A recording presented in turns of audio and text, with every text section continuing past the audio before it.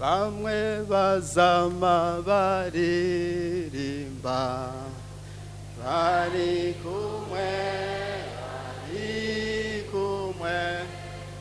n'ababohowe n'amaraso uzobayo je nzobayo bari ku misozi yerade banezeranywe n'umukiza bakiza umubabaro wose uzobayo je nzobayo.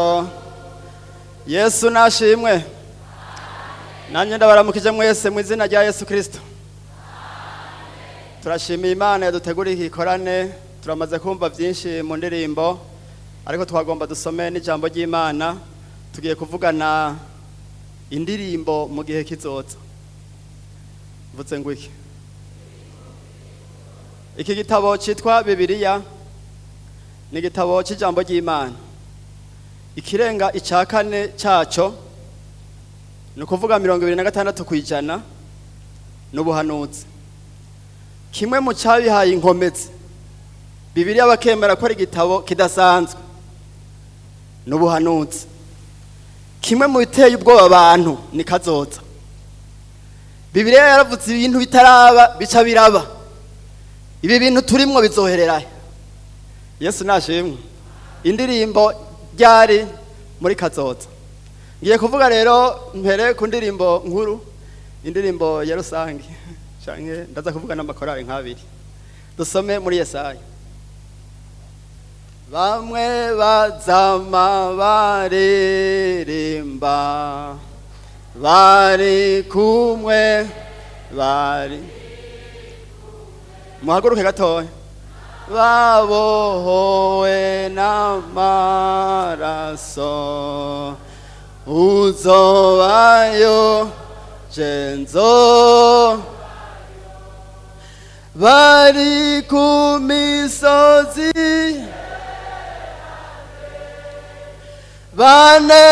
banezeranywe n'umukiza bakiza umubabaro wose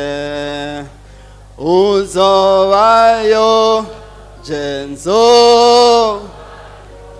Tugihagaze imbere yuko nsoma imirongo y'ijambo ry'Imana dusubira dusenge, nawe usenga uzobeyo. Turiko turaririmbira mu isi, tuzoririmbira no mu ijuru. Mana data wa twese, turagushimiye umugoroba turi hano. Turanezerewe ko twumvise ibitari bike mu ijambo ryawe z'indirimbo. None turaguhaye kaze n'iri jambo ryanditswe mu gitabo cyawe Mana. Nanje umfashe unshigikire. Umuntu wese ari hano yuguruka ugutwi yumva ijambo ry'Imana. Ijambo ryawe Mana urihezagire. Imitima y'abantu bawe yugurure. Uduhishurire ivyo mu gihe kizoza. Mwizina rya Yesu. Ijambo ryawe rigira ubushobozi. Urakoze ndabisengeye mu izina rya Yesu Kristo. Amen. Muvyagire. Dusome muri Yesaya igice ca 35 umurongo w'10.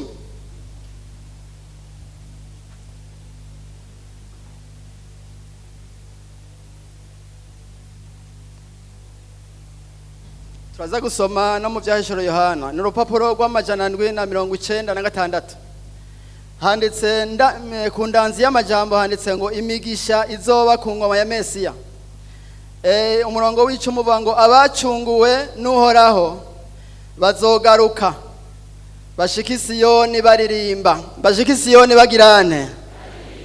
Bazogaruka bashika Siyoni baririmba. Umunezero udashira uzoba ku mitwe yabo. Bazobona uguhimbagwa bona umunezero, kandi umubabaro n'ugusuza umutima bizohunga. Yesu nashimwe. Abacunguwe n'Uhoraho bazogaruka. Bazobavuye urumva jewe naciye akarongo ahavuga ngo bazogaruka bashika Siyoni baririmba. Urumva mu kwinjira Siyoni ugenda uraririmba. Haleluya. Mu kwinjira Siyoni bazogaruka no kuvuga ndashimira Imana ko dusoma Bibiliya. Abantu barafise nk'ubwoba ingene isi zohera kandi ibigwanisho biri ku isi birashobora kuyifuta. No kuvuga bigafuta ubuzima ku isi. Ariko twe dusoma Bibiliya turazi ingene isi zohera. Hanyuma rero murazi yuko inzambi zovuga. Inzambi ivuze hanyuma haze umutegetsi atwara isi yose. Ariwo Bibiliya yitwa Antikristo.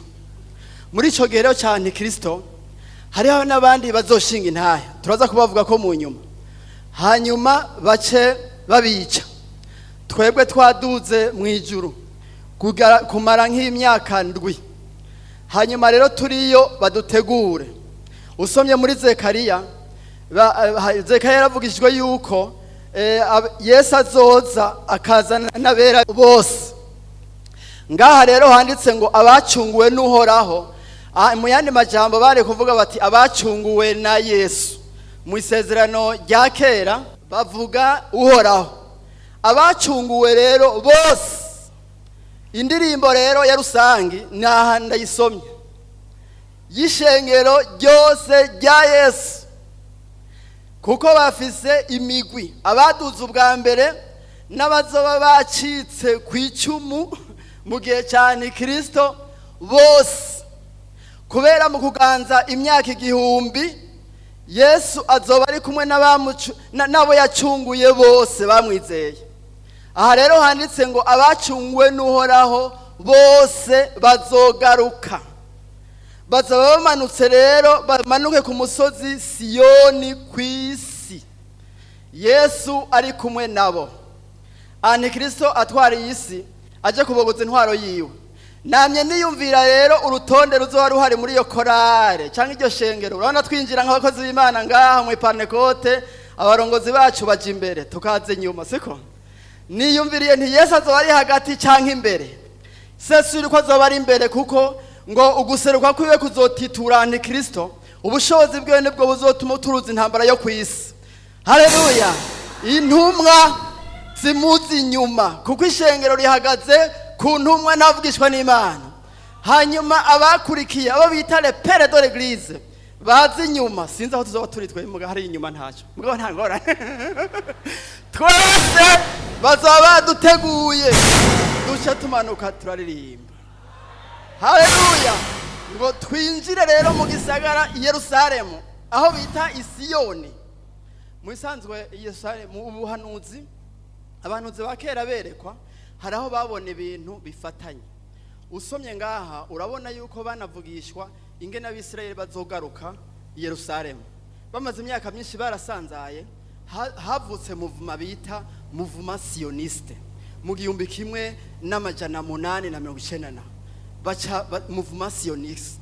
Bajya abantu bumva ngo antisemite banka ab'Israeli cyane banka bo bita abasioniste. Umusozi Siyoni shetani arawanga. Hanyuma rero nubu witwa rero Siyoni. Tuzoja tuza rero twese ishengero Yesu yacunguye mu binjana byose. Haleluya. Bafise indirimbo ntazingana yitwa ngo baririmba binjire muri Yerusalemu. Ni indirimbo ntizizohagarara ngo bazokwinjira baririmba. Ukunda kuririmba uzohora na uzuririmba. Ugenda imbere y'Imana uririmba. Kuririmba no gutazera Imana. Izindi ndirimbo ngira mvuge n'amakorari abiri. Yesu abahezage. Dusome mu byahishuro Yohana.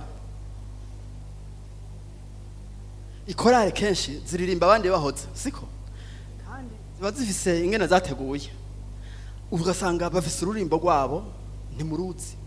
Dusome ibyahishuro Yohana 14. Ibyahishuro Yohana igice ca 14. Duhere ku murongo wa mbere. Ndacari ko ndavuga indirimbo zo mu gihe ciherezo zo mu gihe kizoza. Ku murongo wa mbere hanize ngo Yohana yerekwa umwagazi w'intama n'abagizene. Abacunguwe mu gatari babandi bose muraza kubona baribo. Kandi mbona umwagazi w'intama ahagaze ku musozi Siyoni. Ahagararanye n'abantu 144. Bafise izina ryiwe n'izina rya se yanditswe mu ruhanga rwabo. Numva ijwi rivuye mu ijuru nk'iry'amazi menshi asuma, kandi nk'iry'inkuba ituragara cyane. Kandi iryo jwi numvise ryari rimeze nk'iry'abacuraranzi bacuraranga inanga zabo, baririmba indirimbo nsha imbere ya ntebe y'ubwami n'imbere ya bya binyabugingo bine na ba bakuru. Nta muntu yashoboye kwiga iyo ndirimbo atari bamwe 144 bacunguwe ngo bakugwe mu isi. Munkurikira murabino Yesu nashimwe. 144 hari ababizimiriyemo, hari abazimiye kuri ibi bintu ntibamenya baribo, mugamwe mu bimenya. Usomye ngaho inyuma igice c'indwi muzobona 144 babivuga n'Abisirayeli ku muryango wose ukora imiryango 12 bakuramwo 12,000. Aba bantu rero n'abantu b'ibishinga ntahe ni nk'abavuga butumwa bazohaguruka mu gihe cyane Kristo. Imana hagiye yarazeganije Abisirayeli mu gihe cyane Kristo niyo bazoshingira intahe Imana nzima. Hari rero abasore abagabo 144 bazoshinga intahe mu gihe cyose cyabaye kuri iyi si. Imana yamye yisigariza abayishingira intahe.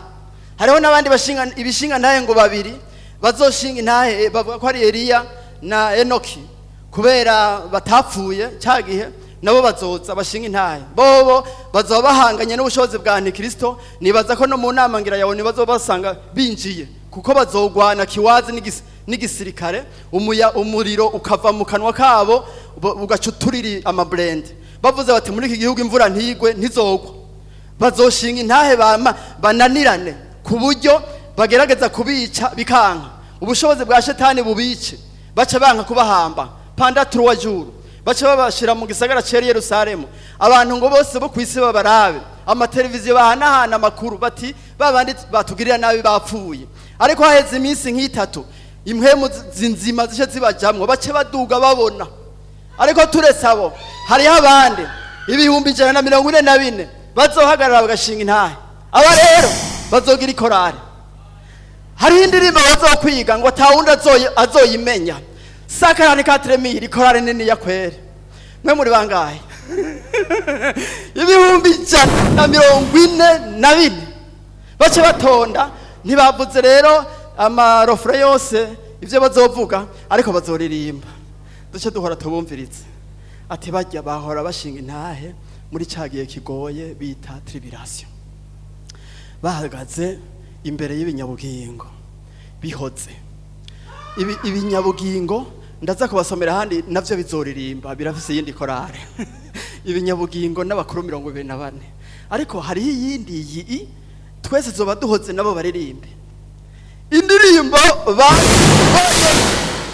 naho zoba duciye ubwenge mu ijuru ngo zoba dusa ubwenge bwinshi, kuko umuntu umubonye uzoca umumenya. Ntawe uzokubwira ngo ni Petero, oyo uzopfa kumubona.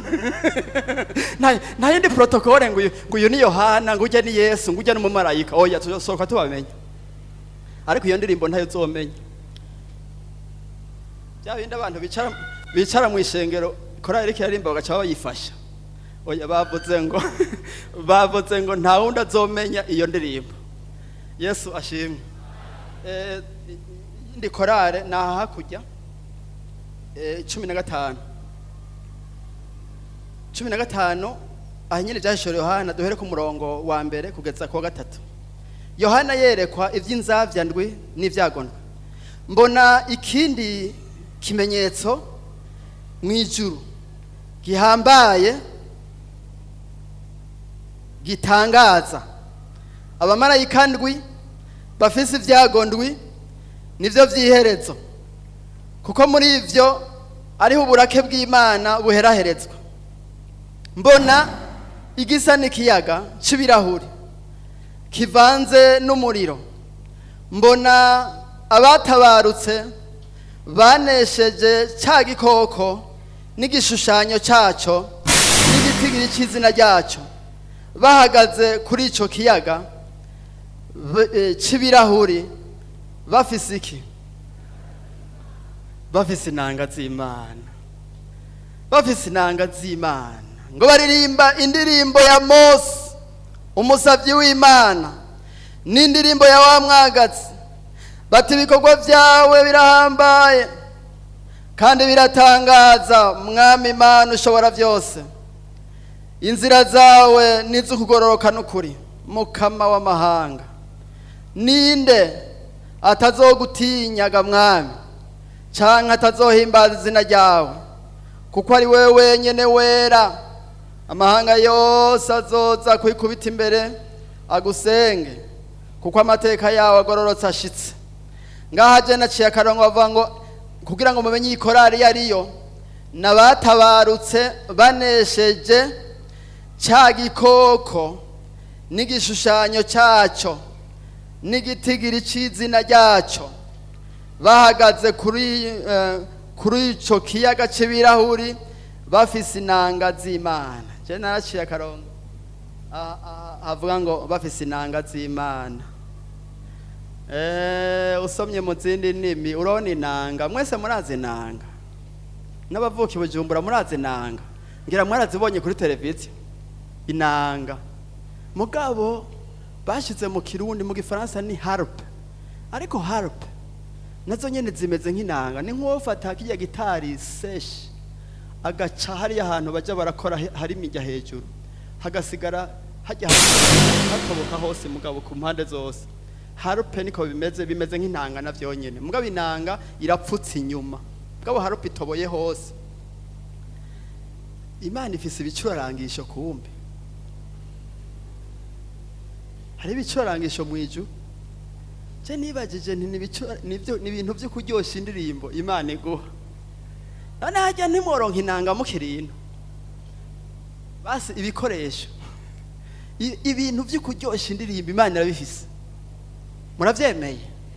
Bafise inanga z'Imana, baca rero baracuraranga, baca bararirimba. Aba bantu ngo nabatabarutse banesheje ca gikoko n'igishushanyo cyaco n'igitigiri c'izina ryaco. N'abantu rero banesheje mu gihe cyane Kristo. Usomye mu gice cya 6 bariko barasenga babaza Imana ngo Mana ngo uzogeza ryari kudaca amateka? Bati humura, rindira gatoya, hari igitigiri kindi ntimurakwira, ni muruhuke, babahe impuzu zera, mwe muraruhutse. Ngaha rero hagira habe nukuvuga igihe cyane Kristo kiriko kirahera, niho bizoba kiriko kirahera. Aha abamarayika bagira baze kuvuza inzamba ngo zo guhahereza uburake bw'Imana kuri iyi si, kuko Imana mu guhana biri mu vyiciro. Hazoba ivyiciro vy'uko Imana irekura ibihano ku isi, icyanyuma no kubashira mu muriro abanse kwihana. Mugabo ivyo bihano Imana kubwa n'urukundo ibigomba ko abantu bihana. Kumwe yagondoza Yona ahunze Imana bikagorana muri cya kiyaga, Imana izosuka ibintu ku isi irabe ko abantu bo kwisubirako. Kandi kubera Imana igomba gutwara abantu mw'ijuru, abantu bazokwisubirako bakagwana bakanesha no mu gihe cyane Kristo bazoja mw'ijuru. Ariko inyigisho bamwe muja murigisha ngo bazokwicunguza amaraso yabo, sivyo. Kubica ntibisiguye ko amaraso yabo ari yabacunguye, bapfuye amaraso yabo yanduye, ntashobora gucungura umuntu. Sibo bonyene bazaba bapfuye, n'abagorotse barabishe, bazoba bizeye amaraso ya Yesu. Haleluya! Nabo bazosigara n'amaraso ya Yesu azobacungura. Hanyuma bazonesha igikoko n'igishushanyo cyaco. Ndababwira ukuri, ibi bintu bigeze kure. Abo mu binjana vya kera ntibari gutahura kunesha igishushanyo cyane Kristo canke c'umuntu icarico. Ariko ubu mu buhinga bwa none ivyo bita intelligence artificielle canke ubwenge bw'ubukorano bigezaho baha imashini kwiyumvira kuvuga nk'umuntu. Bazomukorerera igishushanyo bagihagarike mu bisagara vyose, hanyuma umuntu azogwana na Antikristo ubwiwe agwane n'igishushanyo ciwe. Ico gishushanyo ngo ubushobozi bw'umuvugisha w'ibinyoma bazogiha kuvuga. N'ubu rero murashobora kuganira nk'ubu hariho isoko kuri internet bita Amazon. Je nayiguriye ku ibintu. Iyo rero wakomanza nk'ikintu kikaza ugasanga kirafise ikibazo, birasaba kuvugana n'abakirungitse. Hari aho rero ubahamagara ukitabwa n'ikirobo, cyangwa ugasanga uri kuyaga n'ikirobo ukakibaza wandika uti ibi bimeze uku kikakwishura. Ubu aho bigeze mu Bushinwa, jewe n'aka video nabonye, umukobwa w'umunyavyaha kamere arashobora kwiyumvira umuhungu yifuza ko yoba umugenzi, agaca amukorera ifoto isa n'umuhungu ako agomba w'umubogare entre guillemets, hanyuma agaca amufatanya rero n'iyo logiciel ya intelligence artificielle iyaga nk'umuntu, bagaca baja barayaga bati urakomeye atego muriwe gute, ati nagoma nje muri ville wo mpanura kugura iki muri biri n'ibindi, bakayaga nk'umuntu, ugasanga arahevye abantu ubuntu ariko ayaga n'ibishusho. Umuntu arashobora kuba afise entreprise ishira hamwe akagira igishushanyo, akagira ikintu kiri Igitega ahantu ishira hamwe giwe rikorera ahantu henshi, kigakoresha inama. Intelligence artificielle nuko ikora iyaga nk'umuntu, baba yishizemwo cyo no kwita amadone, ibintu byose biraba nk'iryo shira hamwe, ku buryo ikibazo cyose acishura abahani ivyiyumvira. Igishushanyo no cyane kirisi ubu biroroshe kumva ingenda kizogwanya abantu ubutagize uku kimufatisha.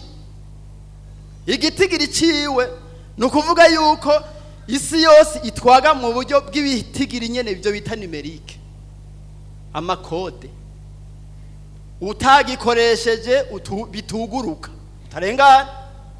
Abazonesha rero byo byose bariho, abo batororokanye ku mpera bazogira ikorari. Haleluya. Bace baririmba bijya twavuze bagize igice kimwe, ngira bazoririmba byinshi canke ico cyonyene. Kandi mu bisanzwe igihe Abisirayeli baravuye muri Egiputa bahagaze ku kiyaga gitukura bahanganye na Farao n'ikiyaga, bose bakagira ubwoba, bakijabutse bakabona Antikrist asigaye inyuma, bose spontanément bace baririmba indirimbo y'abatabarutse irizana. Bazoca baririmba indirimbo ngo ya wa mwagazi ni ya Mose, indirimbo zibiri, bazoheza imwe basubira iyindi. Ariko nanye niyumvira kubera ikizozi ibiri, iyi korale iri speciale. Yesu ashimwe. Mu bisanzwe nababwiye ko hakuru abenshi bazosigara bahagarariye kumenya Imana nzima ku isi ari Abisirayeli. Mugari abazoba basigaye bumvise ubutumwa nibaze ko ngaha batarimo, ariko tutiyumanganije by'ukuri abantu bazosigara. Ishengero gira Laodikiya ryarandikiwe ngo kudakonje ntubire ngira nkudahwe. Abo Yesu azodahwa n'abazosiga kandi bahora muri we, ariko muri bo birashoboka yuko bazopersevera bakagwana bakamenya ati rero no kubaseriye ibintu by'akazuyazo ndabiretse. Hanyuma rero bazoba bobo barepresenta abanyamahanga. No umwagazi w'intama niwe bacunguye, umwagazi w'intama niwe yatumye ingurukizi abatarimwe baza ku muzabibu. Ariko Abisirayeli hajya bazohera ku isezerano rya kera. Nico gituma niyumvira hani jewe cyangwa ni Imana yabinyishuriye ntabyo. Igituma ari Mose n'umwagazi w'intama nukuvuga ko ico gihe bazoca banamenyana kuko bafise intambara imwe. Mu magaragaza abakristo baregerana abagwana intambara imwe, bazoba bafise intambara imwe.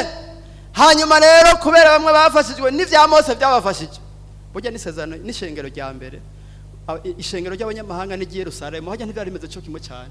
Yerusalemu hari haguriye cyane abavuye mu Bayuda, burya niho hava n'inyigisho zivuga ngo mwitondere ibyagezwe. Yakobo rero murabona ko yacana bimwe bimwe abishigikira, ariko bazoca bafatana. Nico gituma bazoririmba izo ndirimbo zose ikorari. Bibiliya ntiyavuze ngene abangana, mugana nabo nyene bazoririmba twumviritse. Yesu ashimwe.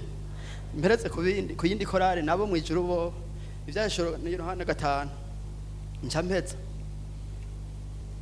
mbo duhere ku murongo wa 6 mbona hagati ya ntebe na bya binyabugingo bine no hagati y'abakuru umwagazi w'intama ahagaze asa n'uwishwe afise amahembe ndwi n'amaso ndwi nivyo mpwemo ndwi zatumwe kwama zija mu isi yose araza agikura mu kuboko kw'iburyo kw'ivyagiye kuri iyo ntebe igitabo amaze kwabira ico gitabo bya binyabugingo bine n'abakuru 24 baca bikubita imbere y'uwo mwagazi bafise inanga bose n'inzabya z'izahabu zuzuye imibavu niyo gusenga kw'abera baririmba indirimbo nsha bati birakubereye kwabira igitabo no kumena ibikimatanije kuko wishwe ugacungurira Imana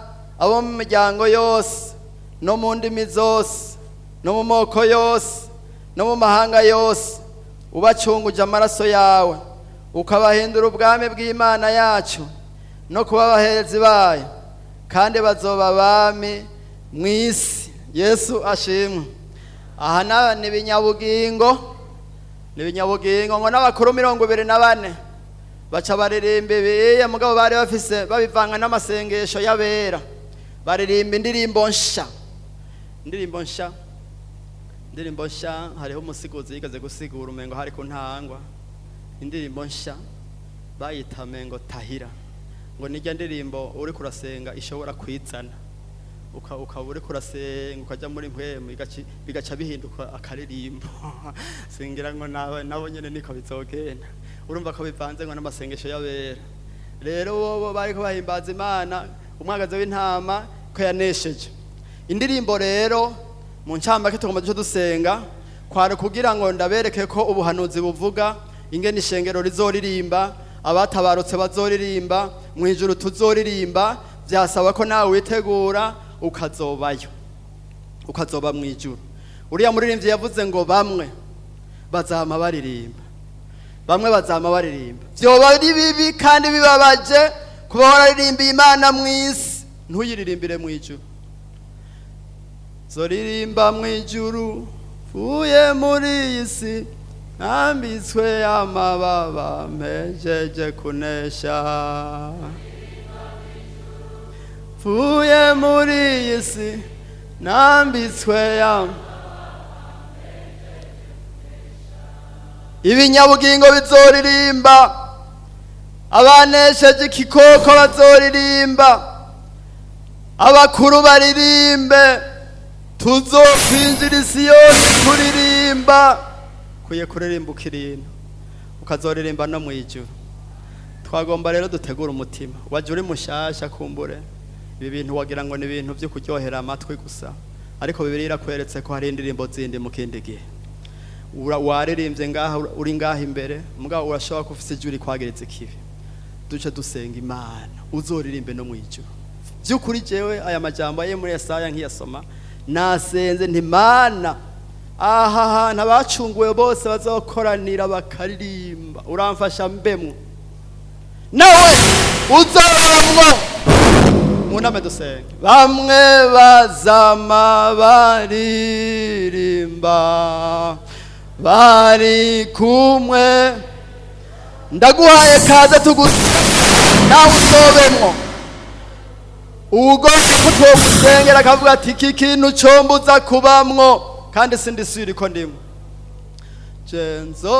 nzobayo bari ku misozi yerade banezeranywe n'umukiza bakiza umubabaro wose uzobayo iyumvire umuntu wese yuname agenda acira. Mana data wa twese uri mu ijuru turagushimiye ko turi imbere yawe kuri uyu mugoroba turanezerewe Mana kububasha bwawe bukiza umutima bugakiza n'umubiri. Mu izina rya Yesu tukiri imbere y'ubwiza bwawe, kandi tuzi yuko Yesu iminyore yawe ikiza ingwara. Tukaba tuzi ko hariho ububasha bugwanya umuntu buciye mu ngwara. Aba bantu bahagaze imbere yawe turabasengeye, turasabye ukuboko kwawe gendagende hano ni kuniniya, gukiza abagwaye, ibitangaza n'ibimenyetso bikoreke mu izina rya Yesu. Turasabye Mana, izi ngwara uzicire kwiteka mu izina rya Yesu Kristo. Ububasha bwose bw'ingwara buyidebera mu mibiri y'aba bantu, tukiriko turasenga ubushobozi bwawe bugendagende hano. Impumyi zihumuka, abacumbagira bagende neza ku ngoma ya Mesiya. Niko bigenda. Shetani utera ingwara, abadayimoni mutera ingwara, mwese hunga mu izina rya Yesu, mu izina rya Yesu, mu izina rya Yesu, mu izina rya Yesu, mu izina rya Yesu.